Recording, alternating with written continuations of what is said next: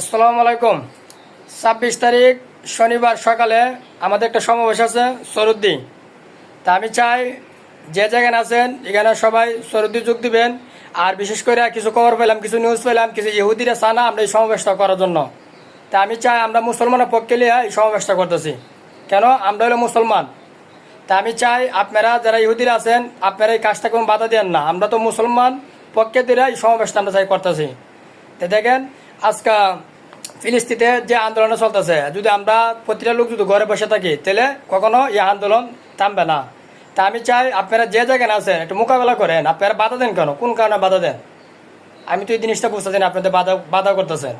এই যে আমি নিউজটা পাইলাম আমরা শনিবারে যাওয়ার জন্য সবাই প্রস্তুত। এখন তো এইভাবে ইহুদিরা সিহুদিরা আছে আর এইভাবে বন্ধ করতেছে, কারণটা কি? আমরা তো মুসলমানের পক্ষে এই আন্দোলন করতেছি।